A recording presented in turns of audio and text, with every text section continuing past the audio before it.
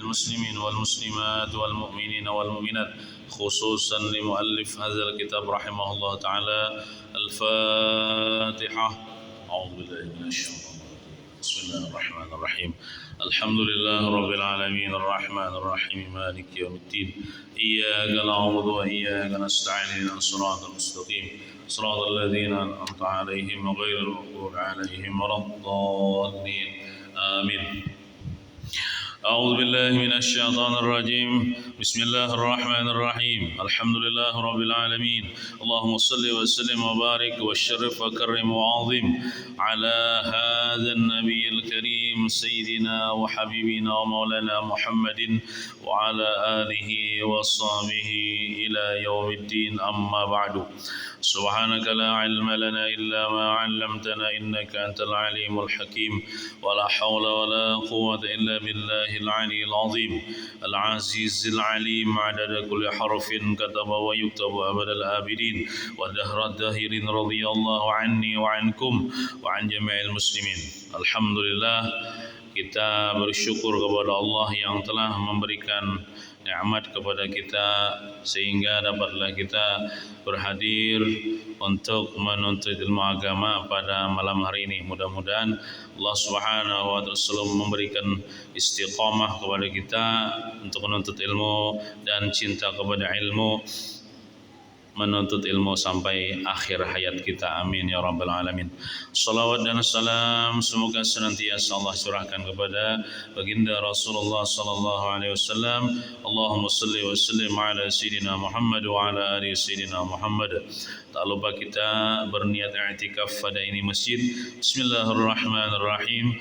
Nawaitu an a'taqifa fi hadzal masjid sunnatan lillahi ta'ala. Halaman 191. Bismillahirrahmanirrahim. Qala al-muallif rahimahullah ta'ala wa nafa'na bihi wa bi jami' ulumihi fid dharain amin. Hadis ke-6. Sabar jika susah, syukur jika senang. Ini sikap orang Islam. Apabila dapat musibah, sabar. Apabila dapat nikmat, syukur. Dua-duanya ini adalah akhlak mulia. Kita wajib untuk berakhlak dengan dua akhlak ini. Sabar jika susah, syukur jika senang. Bunyi hadisnya an Abi Yahya Suhaib bin Sinan radhiyallahu anhu qala qala Rasulullah sallallahu alaihi wasallam ajaban li amril mu'min inna amrahu kullahu lahu khair wa laysa dzalika li ahadin illa lil mu'min in asabathu sarra'u syakara fakana khairan lahu wa in asabathu dharra'u sabara fakana khairan lahu rawahu Muslim. Ini hadis luar biasalah. Mun kita memahami, merenungi, maka kita bersyukur benar jadi orang Islam, jadi orang beriman, syukur benar. Artinya telah diriwayatkan hadis daripada Abu Yahya nama Sidin Suhaib bin Sinan radhiyallahu anhu berkata, Rasulullah sallallahu alaihi wasallam bersabda, ujar Nabi, sungguh baik nasib orang beriman. Jadi orang beriman, bila inya beriman, tandanya inya beriman, inya beragama Islam.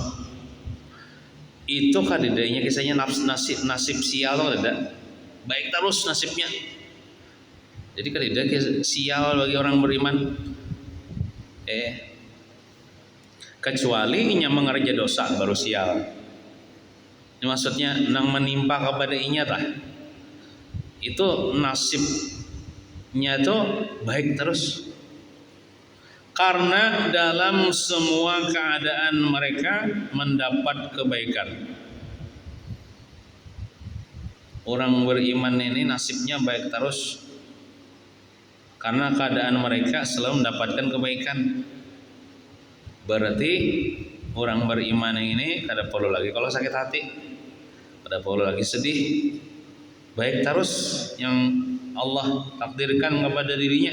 Nah, dan tidak ada ganjaran baik seperti ini kecuali bagi mereka yang beriman. Orang beriman aja nang dapat nikmat nang ini. Orang kafir kada dapat. Nah, apabila mendapat kesenangan maka mereka akan bersyukur, maka syukur itu baik baginya. Nah, bila orang beriman ini dapat nikmat, hatinya senang, lalu ia bersyukur atas nikmat itu baik baginya dan pahalanya. Dan apabila ditimpa musibah, apapun musibah itu, atau nang kada nyaman atau kesakitan, maka ia bersabar, maka sabar itu baik juga baginya. Nah, dapat nikmat syukur, dapat musibah sabar, bagus kedua-duanya. Karena kita nih pasti salah satu berada di salah satu dua posisi itu. Kadang-kadang dapat nikmat, kadang-kadang dapat musibah. Pinanya rancak dapat nikmat pang daripada dapat musibah. Nah, nyata aja dulu nikmat iman selalu ada pada hati kita. Nah, hadis riwayat Imam Muslim, keterangan orang mukmin, orang beriman adalah orang yang beruntung di dalam hidupnya. Ini waktu hidup di dunia lah, bila mati untung lah kita, artinya masuk surga. Walaupun ia terpaksa berhadapan dengan berbagai-bagai ujian. Hidupnya selalu tenang dan tidak banyak bermasalah. Bapang ada berduit itu masalah juga aja. Maksudnya tuh inya kada mempermasalahkan. Walaupun masalah itu datang bertubi-tubi kepada dirinya, cuman inya tidak menganggap itu masalah yang besar, biasa aja gitu. Kada mempermasalahkan yang takdir Tuhan dah. Ia memiliki ketenangan jiwa yang diburu oleh orang-orang yang mencari kepuasan hidup di dalam dunia ini. Orang-orang kan kebanyakan mencari kepuasan hidup pula. Ada yang mencari kepuasan hidup dengan berramian dengan perempuan-perempuan cantik. Ada yang tolak ke diskotik, macam-macam ayo mencari kepuasan hidup. Cuman sebenarnya itu bukan hakikat kesenangan. Hakikat kesenangan, ketenangan yaitu ketenangan jiwa yang dimiliki oleh seorang yang beriman lah. Namun mereka pasti tidak akan menjumpai kalau bukan dengan iman. Kepuasan hidup dan ketenangan jiwa hanya dinikmati oleh orang yang benar-benar beriman. Aku nih bangjar Islam beriman, cuman kadang-kadang pusang berarti imannya bermasalah. Imannya kada sempurna. Di mana hatinya tenang dalam menghadapi berbagai-bagai keadaan. Apabila ia berada dalam kenikmatan dan kesenangan, ia akan bersyukur kepada Allah dan menggunakan nikmat itu untuk mencari keridhaan Allah. Jadi arti syukurnya itu menggunakan seluruh nikmat yang Allah berikan itu untuk mencari keridhaan Allah, untuk beribadah kepada Allah Subhanahu wa taala. Jadi syukur itu ada dengan hati. Ada syukur itu dengan lidah. Ada syukur itu dengan anggota. Kalau syukur dengan hati yaitu kita meyakini dan mengatakan dan menyadari dan mengakui bahwasanya itu nikmat datang dari Allah Subhanahu wa taala, beserta dengan membesarkan Allah yang mempunyai nikmat, beserta dengan mencintai Allah yang memberikan nikmat, beserta kita meyakini itu nikmat datang dari Allah. Jadi misalnya kita dapat rezeki, anggaplah sehari 10.000 aja, menurih 2 kilo aja bokolehan 5.000 harganya dijual 10.000 aja. Maka kita syukuri. Bah ya nang 10.000 itu sedikit aja. Amun melihat nang 10.000-nya, cuman kita memandang nang memberinya itu nang maha besar. Nang memberinya siapa? Allah Ta'ala. Jadi kita pandang orang nang memberinya tuh orang nang besar. Maksudnya kekuasaannya, kebaikannya, dan yang lainnya. Jadi tanda kita bersyukur dengan hati yaitu kita membesarkan orang yang memberi, membesarkan orang yang memberi. Kita memandang orang yang memberi itu luar biasa.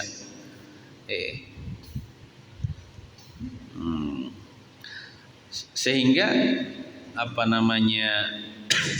kita memandang kepada nikmat itu, pandangan kita tuh bisa menghasilkan pahala karena kita memandang kepada orang yang memberi nikmat. Contoh misalnya kita anggaplah bisi harta kendaraan. Namun kita melihat kendaraannya aja sambil memandangi kendaraannya, sambil santai merokok minum kopi, hanya nukar kendaraannya memandangi kendaraan aja ya, dengan situ aja dah. Kada nang menghasilkan apa-apa. Tapi kalau memandangi kendaraan sambil mentafakuri nikmat Allah, yang mana Allahnya nang kita pandang, nang telah memberikan kepada kita itu nikmat kendaraan. Berarti kan kita kada sekedar memandang kendaraannya, tapi memandang orang nang beri kendaraan. Nah itu pandangan yang luar biasa, pandangan yang menghasilkan pahala. Jadi hati kita tandanya bersyukur itu mengatakan itu datang dari Allah dan membesarkan Allah yang memberi nikmat dengan penuh ta'zim.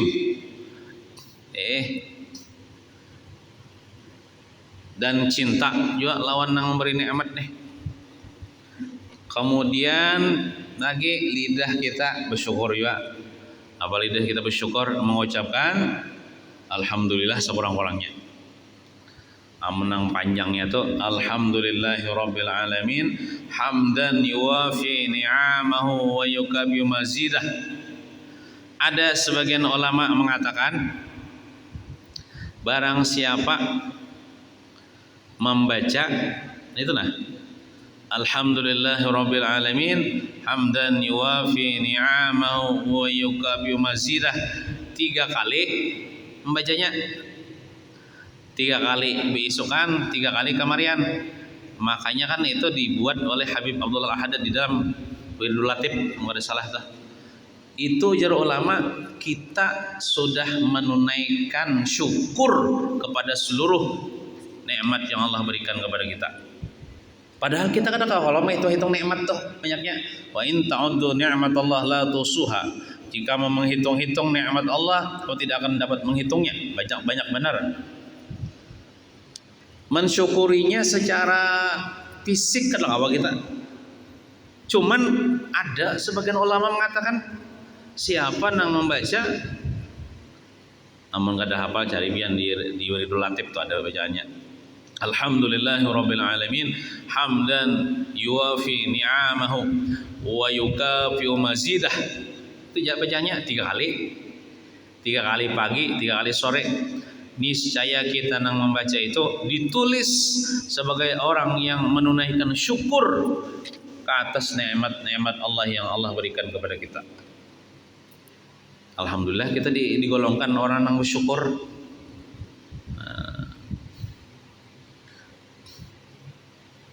Kemudian lagi apa? Tanda anggota syukur dengan hati, syukur dengan lidah mengucapkan alhamdulillah. Kemudian syukur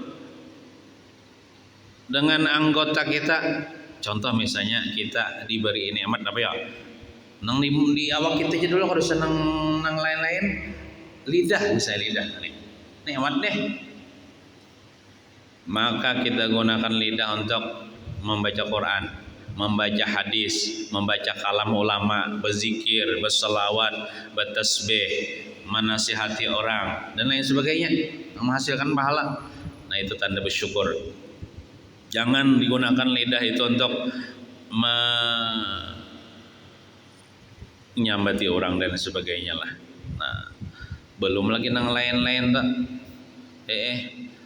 Nang kayak awak kita nih kan, mata, telinga, hidung dan sebagainya. Seikongan awak kita nih kita bawa sembahyang atau mensyukuri seikongan batang tubuh kita. Kita bawa puasa, itu kan menggunakan awak kita ya kalau bahaji pulang bagi orang yang sanggup bahaji. Betis gunakan untuk tulak menuntut ilmu, tulak ke masjid, tulak ke sarawan menunaikan hajat orang beriman. Nah, dan sebagainya. Nah, itu anunya nih, tandanya kita bersyukur dengan hati, dengan lidah, dengan anggota. Namun ada lagi diberi Tuhan nikmat yang lebih kayak kendaraan bawa untuk menuntut ilmu dan sebagainya. Ya Allah.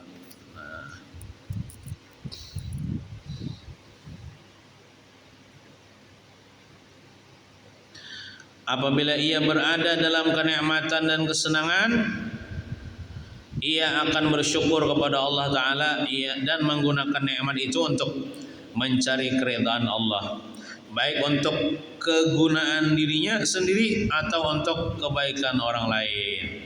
Saya isi duit ya Allah, baik kesan seorang atau memberi orang sebagai sedekah atau pertolongan. Dan apabila berada dalam kemiskinan atau kesusahan, memang sudah Tuhan mentakdirkan, contoh kita miskin atau susah, ia akan sabar. Kalau sabar ya kita sabar menerima takdir Allah itu dengan hati yang lapang dan dada yang luas. Artinya hati itu tenang aja, kadang-kadang pusing, kadang gelisah. Ia memahami dunia ini adalah tempat ujian dan kesusahan. Jadi wajar aja ya aku nih fakir, aku miskin, aku susah, karena dunia ini darul balwa. Dunia ini tempat bala musibah, tempat kada nyaman. Wajar aja jar. Nah, itu menyadari kita. Dan akhirat itu tempat kebahagiaan yang sebenarnya. Adapun orang yang tidak beriman atau imannya lemah, maka ia selalu berada dalam keadaan yang tidak baik. Karena apabila ia berada dalam kenikmatan dan kesenangan, ia akan lupa daratan. Mentang-mentang banyak duit deh, lalu berpoya-poya. Ia tidak berterima kasih kepada Allah Ta'ala yang telah menganugerahkan nikmat dan kesenangan itu. Ya kan bersyukur tadi. Ada bersyukur. Lalu ia bertindak sesuka hatinya untuk menggunakan nikmat tersebut mengikuti arahan nafsu atau arahan syaitan. Maka nikmat Allah itu digunakan untuk mubazir, buang-buang warak, dan membuat maksiat dan macam-macam perbuatan yang dimurkai oleh Allah Subhanahu wa taala. Dan apabila ia berada dalam keadaan fakir dan miskin atau kesusahan, ia akan bertindak liar dan tidak terkawal. Mungkin ia akan mencuri atau merampok. Kada sabar nih jadi orang fakir, jadi orang miskin. Lalu mencuri, merampok. Atau sekurang-kurangnya ia merasa tidak puas hati. Misalnya, ini kada mencuri, kada merampok, cuman hatinya nih ya kada menerima takdir Tuhan. dengan takdir Allah Ta'ala yang menimpa ke atas dirinya, maka kedua-dua keadaan ini adalah tidak baik baginya. Ini bagi orang yang kada beriman atau imannya lemah. Nah, tapi bagi kita yang beriman, mudahan iman kita kuat, ya Allah, maka kita menjadari apa-apa yang menimpa kepada kita itu baik berataan. Bila dapat nikmat, syukur. Bila dapat apa musibah, sabar kita. Kedua-duanya baik, kedua-duanya mendapatkan pahala. Nah, terus saja ketujuh, hadis ketujuh, mengawal diri ketika marah. Nah, jadi manahani marah ini termasuk akhlak mulia ya, yang disuruh dalam agama. Bila orang ini bersifat hilim, itu dipuji dalam agama, dicintai Allah Subhanahu wa taala. Mengawal diri ketika marah, diri kita nih kita tahani. Ketika hendak marah kita tahani supaya jangan dilampiaskan marah itu. Bunyi hadisnya Nabi Hurairah radhiyallahu anhu, anna Rasulullah sallallahu alaihi wasallam qala, laisa asy-syadidu bis-sur'ah, innama asy-syadidu alladzi yamliku nafsahu 'indal ghadabi. Muttafaqun alaih. Artinya telah diriwayatkan daripada Abu Hurairah radhiyallahu anhu bahwasanya Rasulullah sallallahu alaihi wasallam bersabda, bukanlah orang gagah perkasa itu orang yang mampu merabahkan orang lain. Biar Nabi nih, bukanlah yang dinamakan orang gagah itu orang yang kuat, awaknya misalnya otot, sterek, lalu kau menggulat orang. Nah, itu bukan itu yang dimaksud gagah dalam agama. Tetapi sebenarnya orang yang gagah perkasa itu ialah orang yang mampu mengawal dirinya ketika marah. Walaupun awaknya misalnya kurus, tapi ketika dianui orang misalnya, ini hendak marah sudah, cuma ini ditahaninya. Nah, itu luar biasa, itu orang yang gagah sebujurnya jalan dari Nabi. Hadis riwayat Imam Bukhari dan Imam Muslim. Keterangan, sifat marah adalah sifat alami yang ada pada setiap insan, setiap manusia. Setiap manusia ini pasti bisa marah, ya kalau. Dan marah itu akan menjadi baik apabila kena pada tempatnya. Seperti marah karena orang lain mempermainkan agama atau merubah hukum-hukum dalam agama. Berarti ini marahnya karena Allah. Jadi marah karena Allah itu bagus. Tapi kalau marah karena hawa nafsu, nah itu kada bagus. Contohnya nang kaya Sayyidina Ali jar kisah waktu berperang melawani orang kafir. Kan Nabi kita kan berpesan, apabila kita berperang membela agama Allah itu niatakan lillahi ta'ala, karena Allah, karena menolong agama Allah, bukan karena dunia, bukan karena nafsu dan lain sebagainya. Nah, jadi Sayyidina Ali ini kan termasuk murid Nabi kita. Jadi Sayyidina Ali ini kan Sidin ini waktu itu duel pedang lawan orang kafir. Sayyidina Ali ini termasuk hebat dalam memainkan pedang. Lalu orang kafir itu tersungkur dan pedangnya teripai. Artinya Sayyidina Ali ini tinggal menimpas jadi nih kaget kepala orang kafir di peperangan nih. Itu di peperangan. Sakanya orang kafir ini kada kau apa-apa lagi, nah meludahi kamoha Sayyidina Ali diludahinya tuh ya. Jadi Sayyidina Ali ini timbul Sidin kada jadi menimpas. Tinggalkan Sidin. Jadi bingung nang orang kafir tadi. Iya kan niatnya orang kafir tadi supaya Sayyidina Ali ini marah. Awalnya orang kafir kada apa lagi terpojok dah diludahinya. Cuma Sayyidina Ali ini Sidin pada jadi menimpas. Lalu didatanginya saya Sayyidina Ali takuninya, wahai Ali ya, kenapa ikam kada ingat kada jadi menimpas aku ya? Jadi jar Sayyidina Ali, ikam tadi kan meludahi aku khawatir membunuhmu itu hal keadaan marah karena nafsu. Karena ikam mau meludahi aku, kan niat ikam supaya aku marah kalau iya. Aku khawatir aku berperang membela agama Allah bukan karena Allah tapi karena marah. Marah bukan karena lain, marah pribadiku diludahi. Tapi kalau agama dihina, ya itu kan marah, Bu. Memang benar. Tapi ini kan masalah pribadi, bukan tidak ada kaitannya dengan agama. Aku khawatir kalau aku membunuh engkau hal keadaan kada ikhlas lillahi ta'ala, tapi karena amarah, khawatirnya kayak itu, makanya tidak awal jadi menimpas. Begitulah kata Sayyidina Ali, Nabi kami mengajari kami dalam berjuang lillahi ta'ala, bukan karena dunia, bukan karena hawa nafsu, bukan karena dan sebagainya. Itu ajar. Ih, Sayyidina luar biasa ajar jar nang anunya nih pengajaran Nabi engkau ya.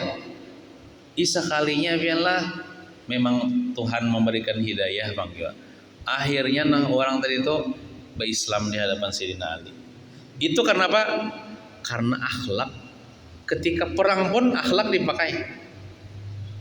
Orang beriman nih apabila berperang membela agama Allah bukan cuma akhlak zahir, akhlak batin dipakai. Ikhlas lillahi ta'ala hatinya. Akhlak zahir kenapa? Akhlak zahir itu kan kalau berperang ya kalau itu kada boleh kalau membunuh bebinian, kada boleh membunuh anak-anak. Biasanya bahari itu ada sebagian orang tuh bila berperang membawa bini, membawa anak. Kemudian misalnya kita orang Islam mengalahkan orang itu orang kafir di kampungnya kada boleh dibakar, pohon-pohonnya tidak boleh ditebas, ditebang, ternak-ternaknya tidak boleh dibunuh. Itu kan akhlak yang diajarkan dalam Islam apabila kita berperang nih. Jadi kita sekedar membunuh orang kafir aja sudah, dan kada boleh juga kita membunuh tuh cincang benar, kada. Pokoknya bila dia mati sudah. Itu akhlak zahir.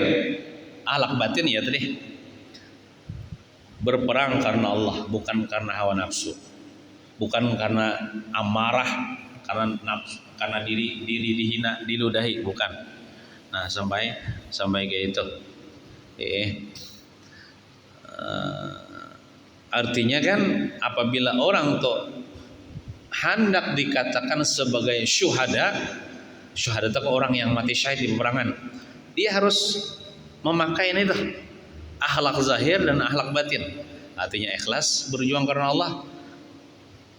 Baru ia misalnya mati di peperangan, baru ia dikatakan syuhada, orang yang mati syahid. Jadi berat orang yang mati syahid itu ada syarat-syaratnya.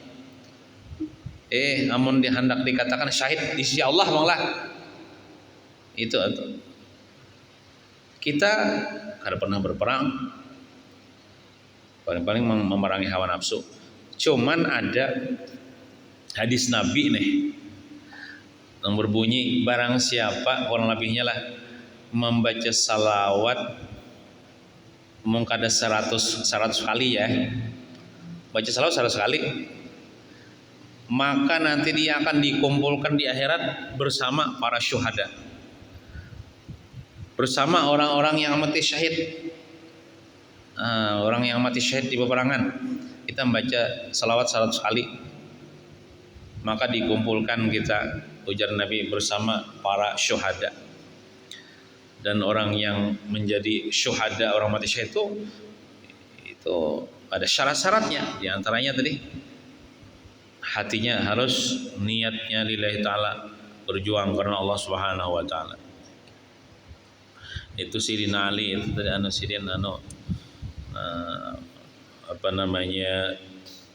kalau untuk pribadi Sidin ya Allah, Sidin ya kada sarik, Tapi kalau agama, mun kita mun diludahi bisa menempeleng ya Allah tah. Nah, tetapi marah yang bukan pada tempatnya adalah satu perangai yang keji. Marah yang bukan pada tempatnya adalah satu perangai yang keji. Karena marah akan mengakibatkan seseorang itu bertindak dengan terburu-buru dan mengikuti hawa nafsunya, dan biasanya akan menimbulkan penyesalan di kemudian hari.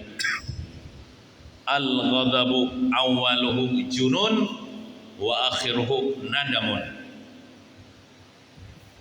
Marah itu pamulaannya kayak orang gila, pas penghabisannya menyesal. Coba bila orang tuh sarik mana biarlah apa-apa nang dihiganya nih si pakinya pacah-pacah piring macam-macam awalnya tuh kayak orang gila kalau dilampiaskannya tuh, tapi imbahnya menyesal. Mama pacah piringku jar, nukar pulang jar, mama jar anu jar, macam-macam lagi. Nang kebanyakannya tuh kayak ini, marah lawan bini mau ucapakan kata cerai atau talak, maka amarahnya nih meluap-luap kada ngalang-ngalang lagi talak 1000, padahal talak tuh sampai 3 aja, talak 1000, tapi talak 1000 tuh kembalinya ke 3 aja bang lah. Mbak tuh menyesal, pas sudah 5 hari 7 hari menyesal. Kawal ajar kita jar publikan lagi jar, kada tahu juga jar bini nih. Biar sudah tahu ucapan kata cerai, maka telah cerai 1000. Ayo aja kita datang ya misalnya ke rumah kaum betapun kaum jar kayak apa ulun ini jar napa aja kaum ulun jar tahu ucapakan ini besing aja kada besing aja bang tunanya mau ucapakan bukan tahu ucapakan lain misalnya guring maigal kamu talak, nah itu ada besing aja ngarannya itu. Ini basing aja sadar talak berapa? Talak 1000. Nah itu talak 1000 dia talak 3. Berarti talak 3 dah. Mentalak 3 tuh kada kau lagi pang pian rujuk.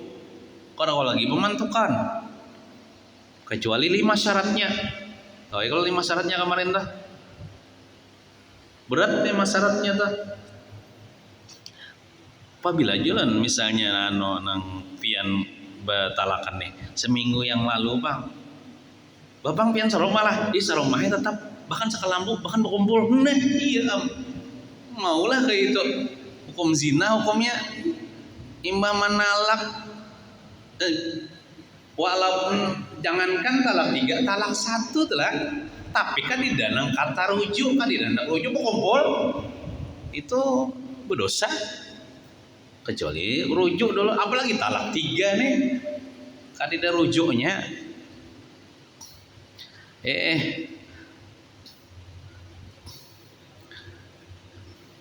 Ya ada sebagian orang ada tahu juga di mana tuh.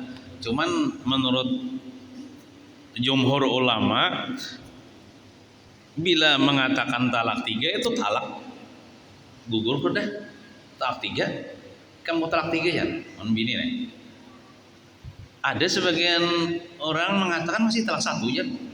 Wallahu alam di mana dalilnya itu. Cuman bila mengatakan talak 3 jatuh dah talak 3 bukan talak 1. Makanya kan dibatasi toh. Ada talak 1, ada talak 2, ada talak 3. Sampai 3 talak toh. Amun memadahkan nang perkataan suami kepada istri kamu kok talak 3 itu talak 1 aja, apa fungsinya talak tuh sampai 3? Ya. Atau kayak ini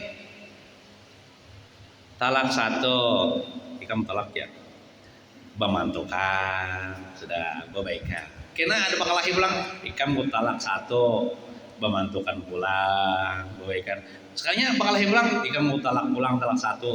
Nah itu kata kawan lagi yang bisa dengan 3 kali gawe talak 3 atau sekali ucap talak 3 jatuh juga talak 3. Nah kayak apa aja kada tahu jujur kayak itu bang Peraturannya dalam agama bila sudah talak 3 itu pada awal lagi membelikan biar menyesal, biar menangis darah. Makanya bila emosi itu ditahan-tahani, jangan diluapkan, apalagi mengatakan itu kepada bini. Marah awalnya seperti orang gila, akhirnya menyesal. Amun hendak memantukan julun berat pang nih. Itu 5 syaratnya. Nah, padang 5 itu jar. Habisakan dulu iddah bini pian nih. Kan iddah talak itu 3 kali suci. Haid suci, haid suci, haid suci, gitu lah 3 kali suci. Habis iddahnya lah. Nah, bini pian ini kawin lawan lelakian lain dulu. Jadi syarat pertama habis masa iddah. Hanyar bini pian ini kawin. Dirasai orang dulu. Kawinan guru aja enggak misalnya ini. Misalnya tuh. Kemudian bukan sekedar kawin, dukhul. Dukhul nih jima. Nah, syarat yang ketiga harus jima dengan lakinya yang kedua tuh. Kemudian syarat yang keempat ditalak 3 ulang oleh lakinya nang hanyar tuh. Mau lakinya hakon, mau lakinya sayang dan lakinya ini kalau boleh dipaksa-paksa ceraikan bini, maulah menyuruh bini orang diceraikan. Jadi paham aja tuh. Jadi mbah ditalaknya talak 3, betul habisakan iddah ulang. Amunnya ternyata bininya ini gara-gara jima ini hamil 9 bulan sampai melahirkan 6 iddahnya. Tapi lamun biniannya ini kada hamil itu 3 kali suci tah. Haid suci, haid suci, haid suci gitu kah. Hanyar pulang kawa bebulik lawan suami nang asal. Itu pun nikah pulang bahasa. Arti nikah tuh ada ijab kabulnya, ada nang saksinya berdua, ada walinya, ada maharnya. Berat kelak amun masih talak 1 kawa aja memantukan tuh rujuk. Atau misalnya kada bau ucap nang 1 2 ikam mau talak ya, itu masih talak 1. Ikam mau talak ya itu ya. Amun talak 1 masih kawa memantukan, masih kawa rujuk. Jadi kita dalam rumah tangga misalnya bakalahi emosi, marah banar, jangan sampai ucapkan kata talak.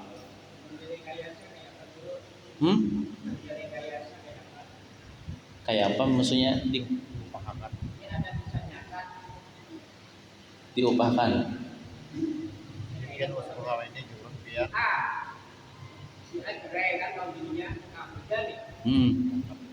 Tapi sekalinya si suami ini sayang ke bini, karena kali-kali kan tadi kecuali kawin lagi dengan orang lain.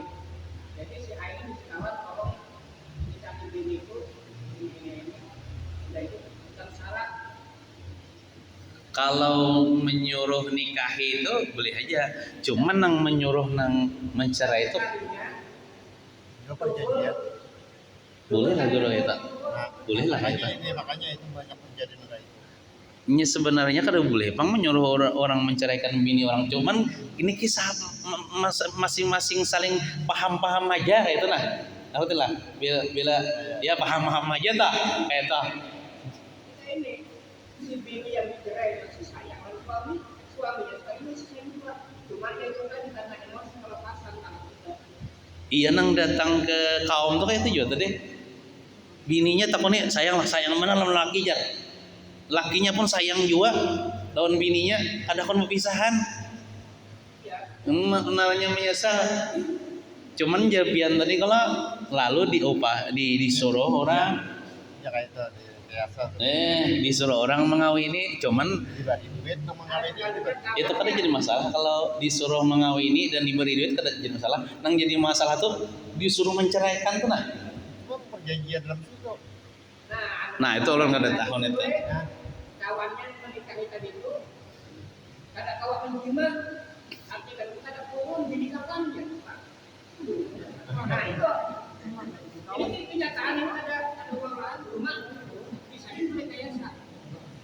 Berarti kan ada cukup syarat ya tak?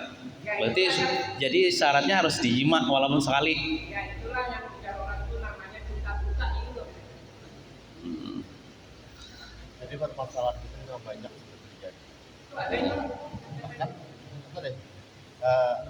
Sudah laki itu perlunya duit di kampung baik, nah kami di itu baik bilang masuk ke tolak malam ini dia hotel kami makannya ya kayak itu. Iya. Nah, ini pertanyaan boleh lah kayak itu. Kadang ulun batakan bang boleh lah menyuruh laki menyuruh misalnya gitu lah menyuruh dua laki bini bercerai boleh lah dalam hukumnya itu. Kada boleh lah. Berarti kada boleh tak. Jadi maksudnya tuh paham itu aja lagi. Jadi kayak contoh misalnya lakinya tadi walaupun kada menyuruh jangan kada menyuruh cerai lah, tapi nang mengawini paham. Ya. Artinya tuh mbak sudah kugawi kuan wae kan tujuan orang nih dasar nak publikan. Jadi nang masalah paham lah gitu nah. Jadi jangan juga disuruh kena cerai lah itu merusak rumah tangga orang tuh. Cuma misalnya ulun nih menyuruh pian cerai kan pian ya boyo boleh kalau tuh. Jadi paham aja gitu nah, paham aja. Saling apalagi sampai nang diberi duit tuh paham aja gitu nah. Dia Anda direkayasa. Pertanyaannya itu hukumnya kayak apa? Tahu aja ulun nah. Berarti inya tadi itu mencerainya kada terpaksa kada leh. Awalnya upah deh. Artinya untung dapat ini kada kuahnya kada dagingnya dapat. Jadi dagingnya dapat diberi duit pulang lah dia tadi. Intinya untung bener lah laki itu aku bener kira. Oh jadi ulun kada tahu lah cuman bila menyuruh lelaki menyuruh bercerai bininya tuh nyata ada boleh pang neta. Jadi jalannya tuh paham tadi. Ngini walaupun ngini kada menyuruh mencerai, cuman nang lakin kedua nih aku tahu ini niat orang ini minta kawin aku supaya bolehkan pulang lalu dicerainya tuh paham ngananya tuh walaupun kada disuruh. Nah kayak itu. Iya tuh masuk menolongi kira-kira tuh.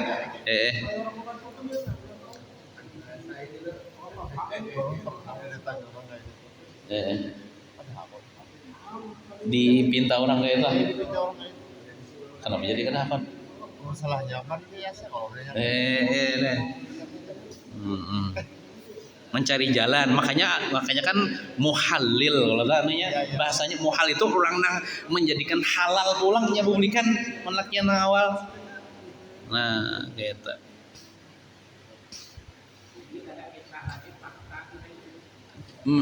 Berarti kada mendukhul lah tadi kada menjima lah jarbian.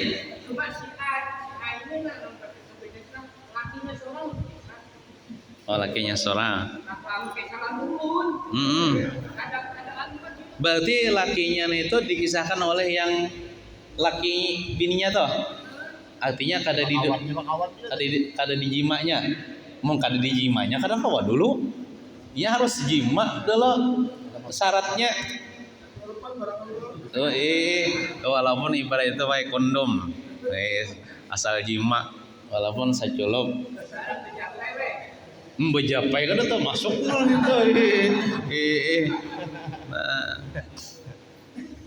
Ya artinya di situ tadi kan kita berumah tangga nih ya Allah jangan sampai meluap-luap amarah. Apalagi mengatakan apa kata cerai. Apalagi bini kita masih mungas ya Allah. Mungkin namun sudah Tuhan dulak sudah ya terserah situ aja mau lagi. Tuhan ya sudah jarang. Namun anom kan sayang ya nih. Menyesal kena. Nah tadilah. Oleh karena itu marah yang seperti ini hendaklah dikawal dan jangan dilepaskan. Jangan dilampiaskan.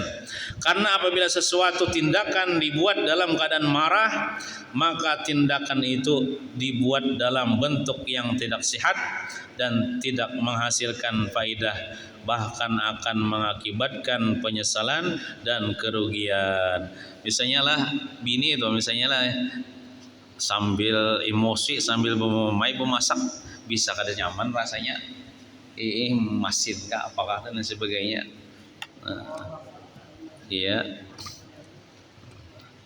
Sebenarnya setan berusaha supaya kita menjadi marah. Jadi setan tuh nang maulah-ulah nih supaya kita marah. Nah, termasuk bila kita masuk rumah kada mengucapkan salam. Lalu setan nang di rumah tuh beraksi, ada juga setan di rumah ada. Namanya Dasim, ditugaskan oleh iblis untuk duduk di pintu-pintu rumah.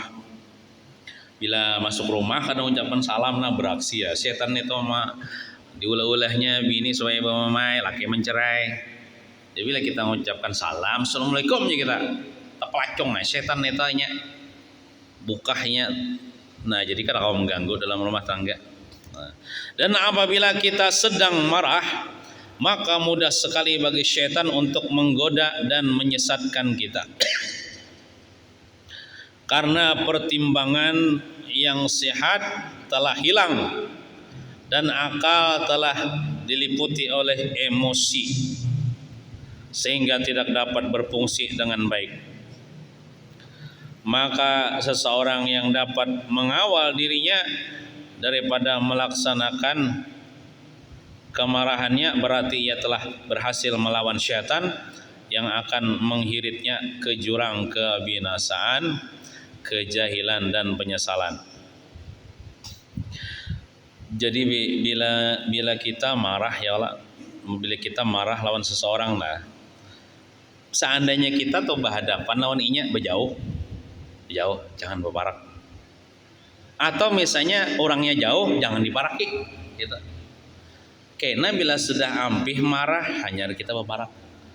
Amun kita taparak ia nang bagaikan bensin dan api ya. Jadi kita redakan dulu. Makanya bila kita dalam rumah tangga, contoh misalnya berkelahi sari kawan bini, ia kemana kadul berjalanan supaya menghilangkan amarah nih. Bila sudah ampih marah hanya bulik lo kopina tak ucapakan nang ada pantas kena lawan bini atau tetampiling bini dan sebagainya, itu kita menghindari ini toh.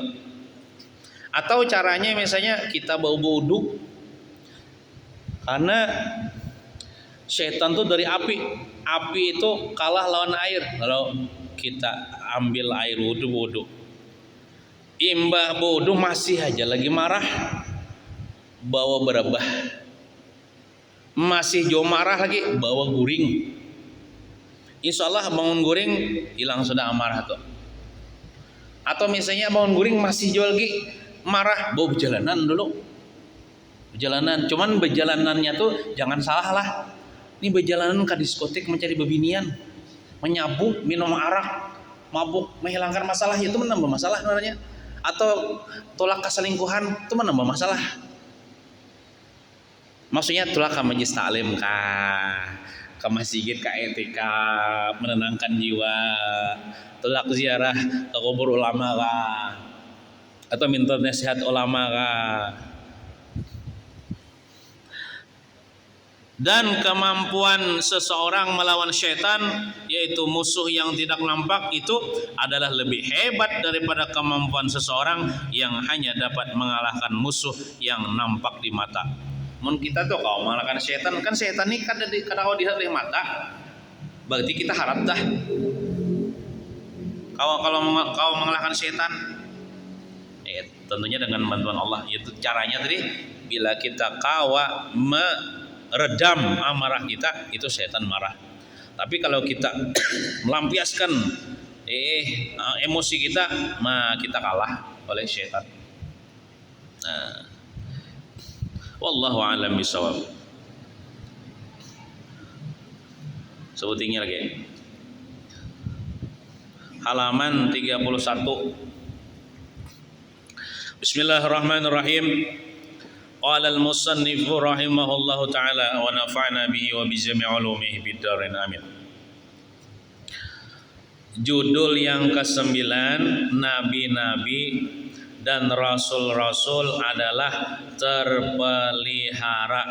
Maksudnya dipelihara Tuhan daripada mengerjakan dosa.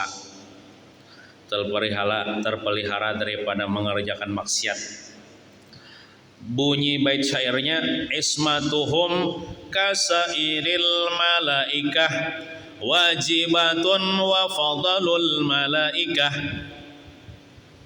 Terjemahnya, terpelihara nabi-nabi dan rasul-rasul dari mengerjakan maksiat, sama seperti terpeliharanya sekalian malaikat secara pasti.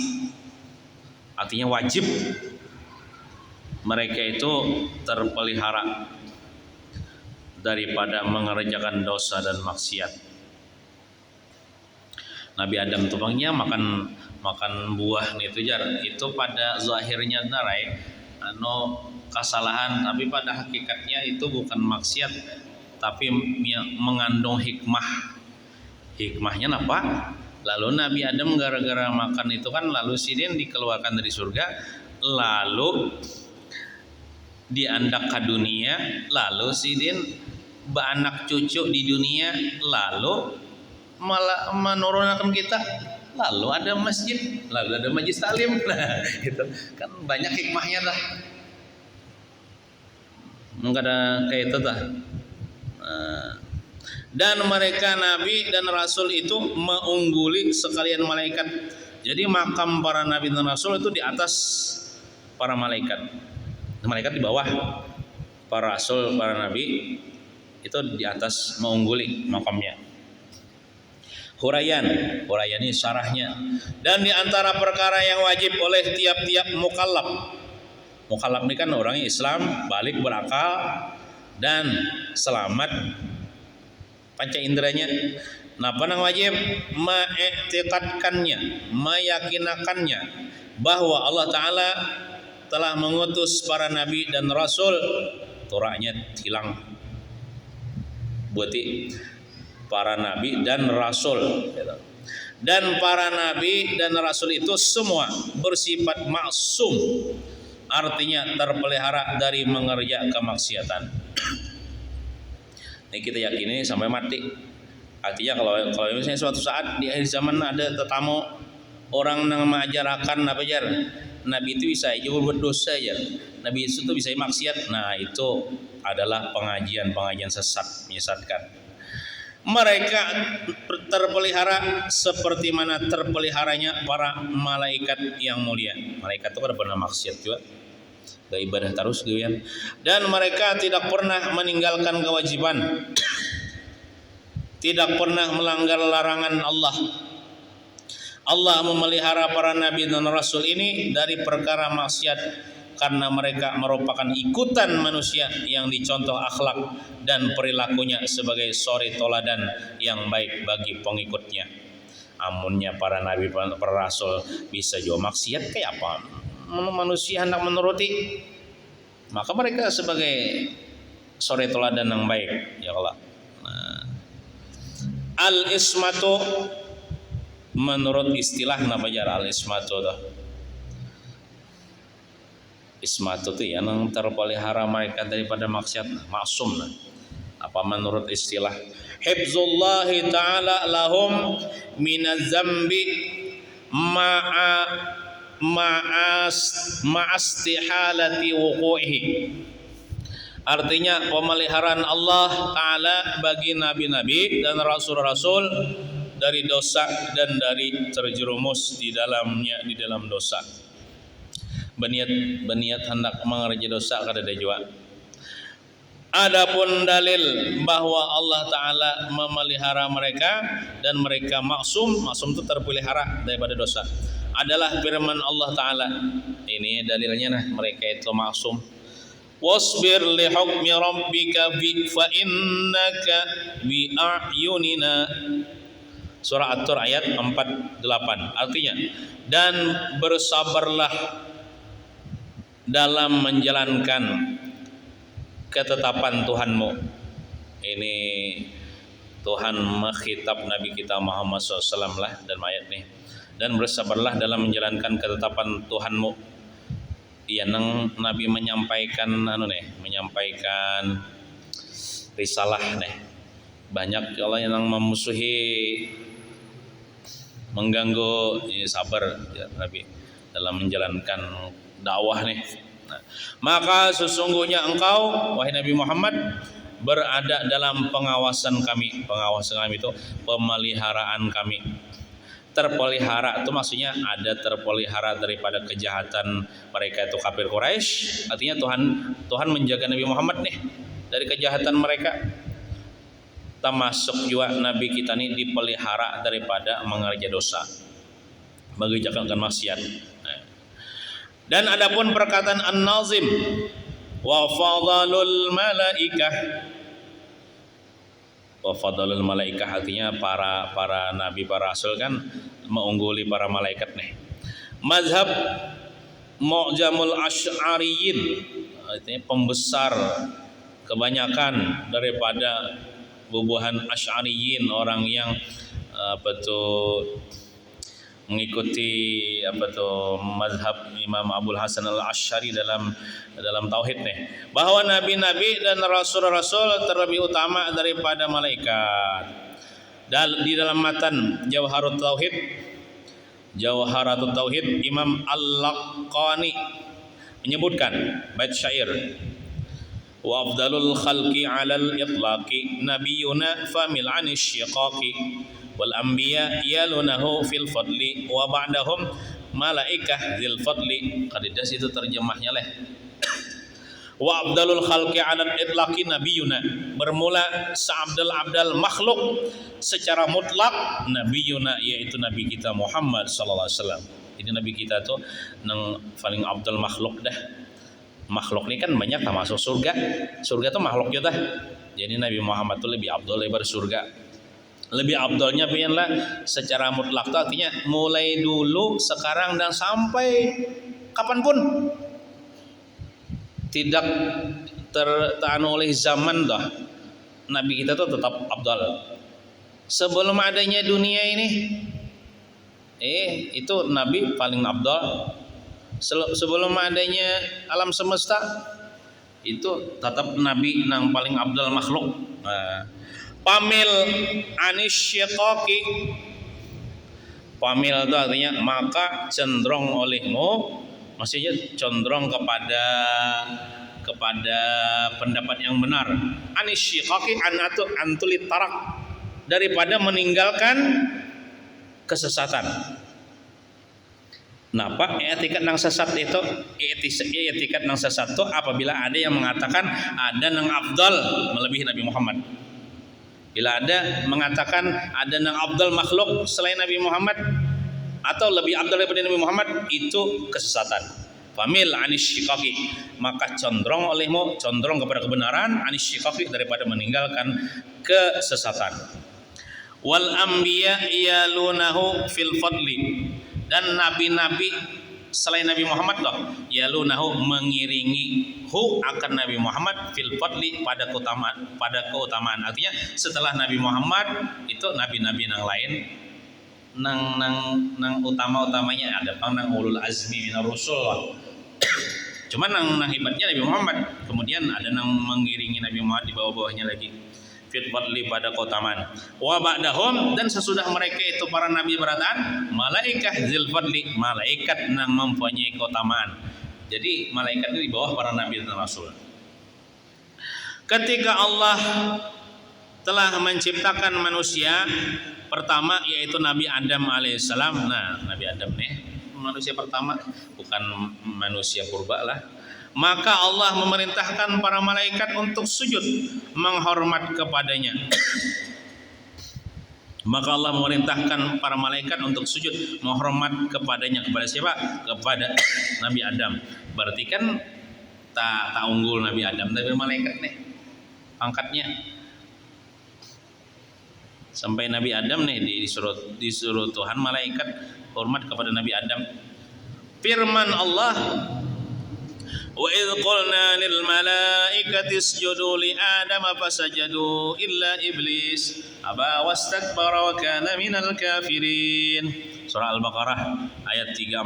Artinya, dan ingatlah ketika kami berfirman kepada para malaikat, sujudlah kamu wahai para malaikat kepada Nabi Adam, maka sujudlah mereka. Di dalam tafsir disebutkan sujudnya itu bukan ke bumi, cuman menunduk aja. Ada nang sujud nang jidat ke bumi itu ada. Sujudnya ini pun sujud menghormati, bukan sujud menyembah, karena haram hukumnya menyembah makhluk kepada makhluk, menyembah kepada Allah Ta'ala aja. Jadi sujudnya sini sujud ta'zim wa takrim, sujud menghormati, menta'zimkan, karena Nabi Adam ini mulia.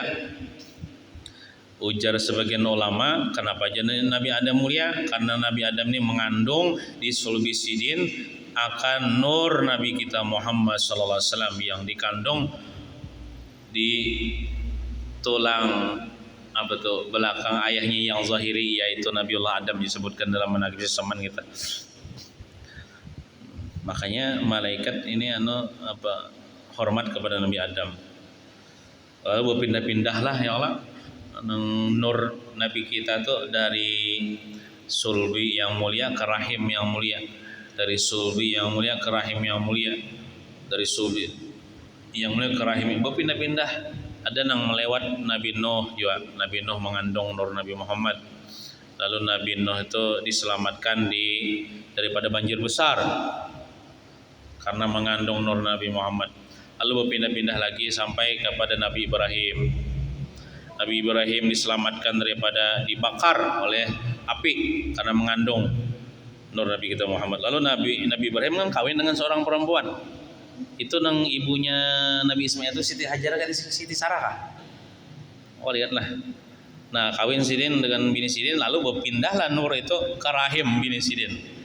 Lalu lahirlah Nabi Ismail. Nabi Ismail mengandung nur Nabi Muhammad.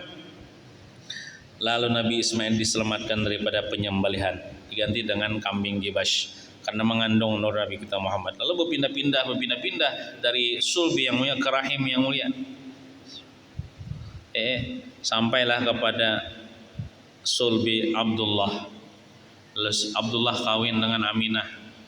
Lalu berkumpul suami istri, berpindah nur itu ke rahim Aminah. Lalu lahirlah Nabi kita Muhammad SAW.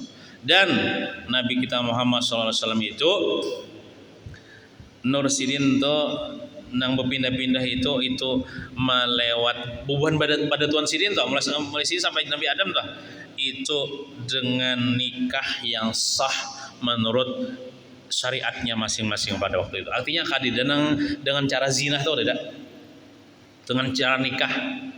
Karena ini nur mulia bang, dengan cara nikah berpindah-pindah dengan nikah yang sah tadi, dan dengan berzina tidak. Kayak kita ini kada tahu bang lah, ini dia datuk kita ini kada tahu silsilahnya atau siapa, apakah nang datuk kita kafir bahari, apakah nang pada melakukan perzinahan.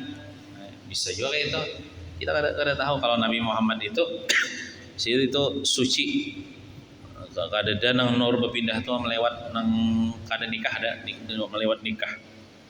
Nih ulun ada bisi kawan deh.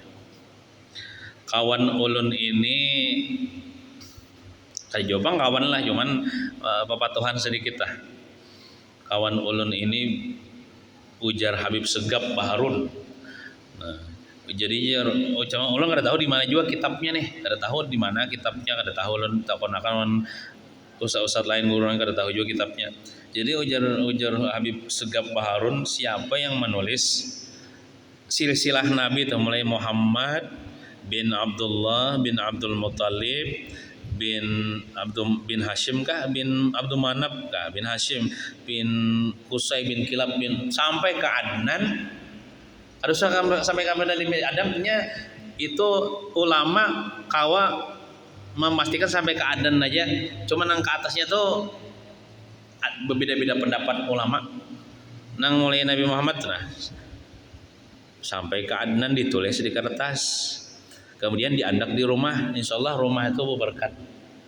Pokoknya bagus lah rumah tuh. Ujar Habib Segap Baharun, tapi ulun tuh dari kawan ulun bang, nang berkisah. Inya nih apa namanya nang bisa bertambah itu nah, bisa nang iya pokoknya bisa bertambah nang gaib-gaib. Cuma ini anak ampih kayak apa caranya, lalu mendatangi nang Habib Segap Baharun tuh lalu sini soroh menulis nang nasab Nabi itu nah oleh Muhammad sampai ke Adnan. Ditulis lah, bukan difotokopi lalu dibagikan, nggak ada, memang ditulis dengan tangan, nulis surang nggak atau diopahkan nggak. Nah jadi ulun tulis, alhamdulillah ulun tulis nasabuhu syarif sallallahu alaihi wasallam, Muhammad bin Abdullah bin Abdul Muttalib bin Abdul Manaf bin Hashim bin Qusay bin Kilab sampai mau nggak ada hafal juga lah. Nah lalu diandak di rumah, insyaallah rumah itu berkah.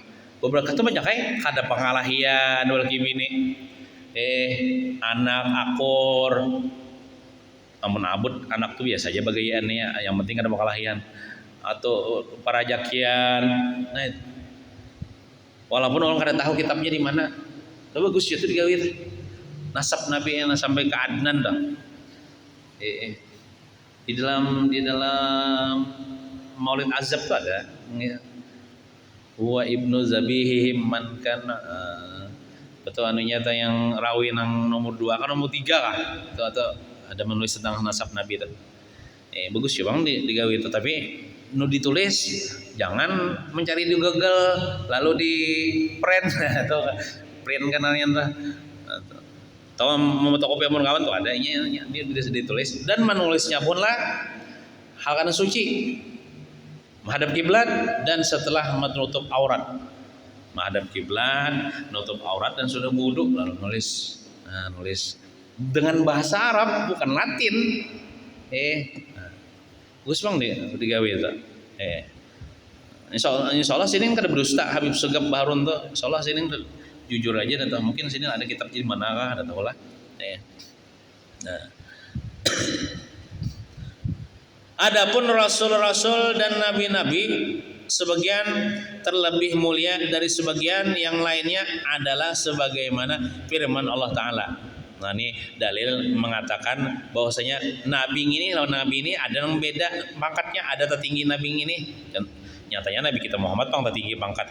Tilkar rusulu faddalna ba'dahum ala ba'd. Surah Al-Baqarah ayat 253. Artinya rasul-rasul itu kami lebihkan. Artinya nang talabih nang pangkatnya nih tertinggi. Sebagian mereka atas sebagian yang lainnya. Dan di antara nabi-nabi itu ada yang dinamakan sebagai nabi yang ulul azmi minar rasul lah. Ulul azmi itu apa maksudnya? Nah, artinya nabi-nabi yang memiliki kesabaran yang tinggi di dalam menyandang masyarakat kesusahan dalam dakwah atau ujian. Nah, nang sabar benar nih. Mereka itu adalah mengikuti tartibnya. Yang pertama Nabi Muhammad sallallahu alaihi wasallam, yang kedua Nabi Ibrahim alaihissalam, yang ketiga Nabi Musa alaihissalam, keempat Nabi Isa alaihissalam, nomor 5 Nabi Nuh alaihissalam. Amun dikisahkan Nabi dan Nabi nang 5 ikung ni macam-macam ujian, terutama bubuhan kaum-kaumnya, bubuhan umat-umat sidin itu nang memusuhi sidin bener ya. Tapi mereka itu sabar. Dan demikian juga dari kalangan malaikat ada yang terlebih mulia dari yang lainnya. Dan yang terlebih utama adalah 10 malaikat yang wajib kita imani. Nang Jibril, Mikail, Israfil itu nah, sampai Malik Ridwan. Nang 10 itu wajib dihafal. Mun kada hafal asal pinandu aja bila takuni orang Jibril tahu lah. Tahu aja siapa malaikat. Mikael tahu siapa malaikat. Nah, itu bisa membedakan gitu nah. Firman Allah Ta'ala, Allahu yastafi minal malaikati rusulahu wa minan nas. Surah Al-Hajj ayat 75. Artinya Allah memilih utusan-utusan dari malaikat dan dari manusia. Jadi ada malaikat tuh nang terpilih yang 10 tadi. Dan dari manusia, di antara malaikat ada yang disebut malaikat hamalatul arsy. Ini malaikat nang memikul arasy lah. Arasy itu termasuk makhluk Tuhan yang gaib dan kita wajib percaya.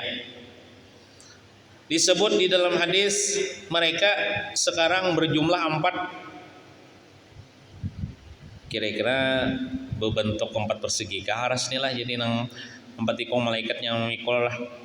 Dan apabila hari kiamat maka bertambah 4 lagi ya, sehingga menjadi 8. Bebaratkah lah, udah tahu jubang lah.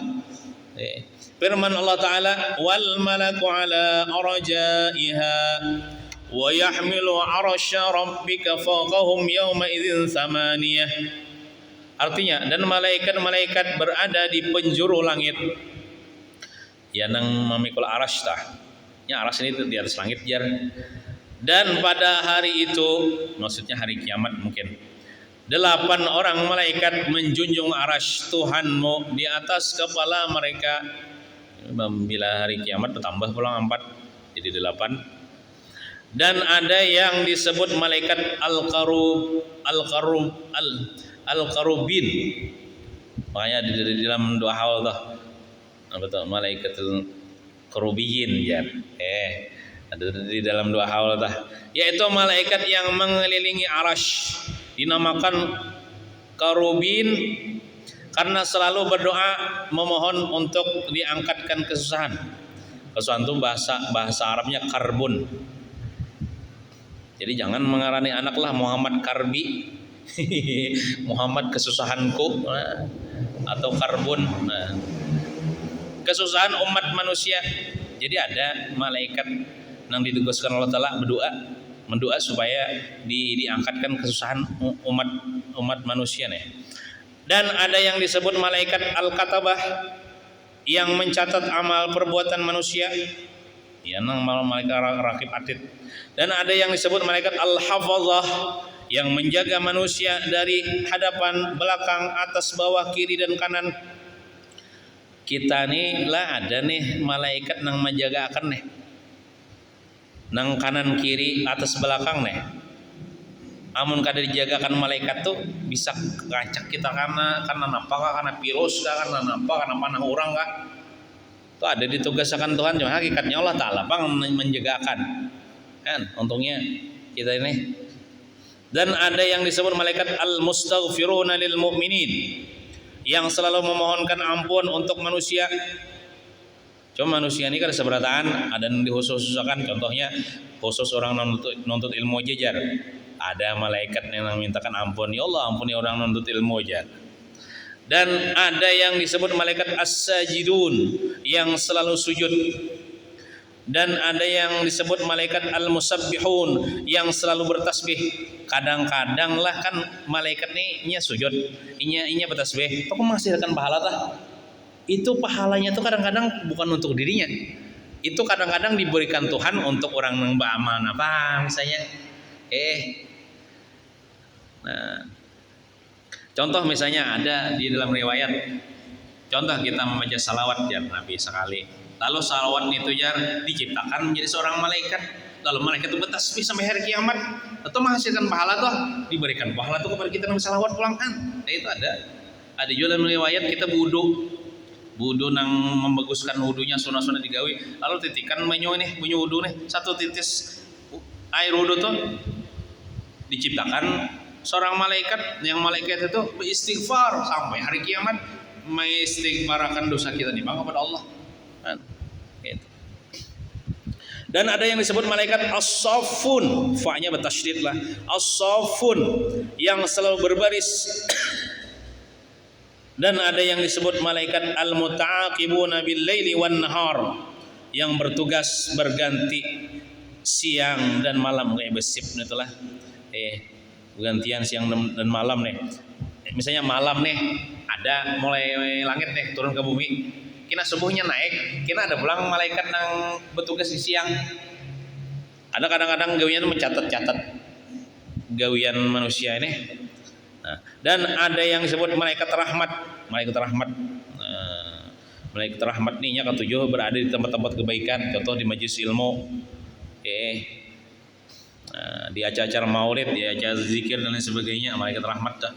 Tapi yang mau ada di situlah anjingnya kada masuk malaikat rahmat, di rumah situ ada anjing, atau nang lukisan nang betimbul tuh nah, lukisan nang betimbul tuh nang kayak beukir, betimbul tuh kan kayak patung tuh. Itu malaikat kada masuk juga ke rumah nang di situ ada itu. Dan ada yang disebut malaikatul azab. Malaikat azab ini ada nang bertugas mengazab di kubur ada. Ada juga nang malaikat azab ini mendoakan supaya nyawa dapat azab ada juga. Contoh di rumah tuh bila ada sembahyang, ada sih kok ada sembahyang misalnya padanya wajib sembahyang, ada kan sembahyang. Walaupun yang lainnya sembahyang, ada sih ada sembahyang. Lalu malaikat, ada juga itu malaikat azab. Napa gawenya mendoakan supaya dapat azab? Kan didoakan malaikat supaya dapat azab. Atau bisa juga nang bertugas nang azab di dalam kubur ada juga. Dan ada yang disebut malaikat as-sayyarah. Sayyarah itu apa Haji Ahmad bahasa anunya tuh lah mobil lah. Yalah sayyarah itu mobil yalah. Kalau tayyarah itu pesawat yalah. Nah, sayyarah ini kan artinya nang berjalan ketujuh kasih kamari yang bertugas hadir di majelis zikir dan lain-lainnya. Bila ada majelis zikir, majelis ilmu kesituannya, bila ada majelis ilmu kesituannya kumpulan, jadi kita percaya di sekitar kita ini ada malaikat umpat juga hadir, bukan cuma hadir dan ia senang dan ia mendoakan. Makanya supaya kita telah di tempat-tempat nang majlis-majlis kebaikan ini nah, ya hadir lah supaya inya senang lah kita. Ya kita membenam dupa kayaknya. Malam ini kada biasanya malam Sabtu lah kita malikiti dupa harum-harumannya ketujuh malaikat. Bila inya ketujuh, apa nang terucap daripada muntungnya atau lidahnya, ya kita mendoakan dah supaya orang nang hadir ini dapat rahmat Allah Ta'ala. Wallahu a'lam bissawab. Mudah-mudahan kita sebenarnya selamat dunia wal akhirah. Amin ya rabbal alamin. Sallallahu ala sayyidina Muhammadin wa ala alihi wa sahbihi wasallam. Walhamdulillahi rabbil alamin. Al-Fatihah. A'udzubillahi minasyaitonir rajim. Bismillahirrahmanirrahim.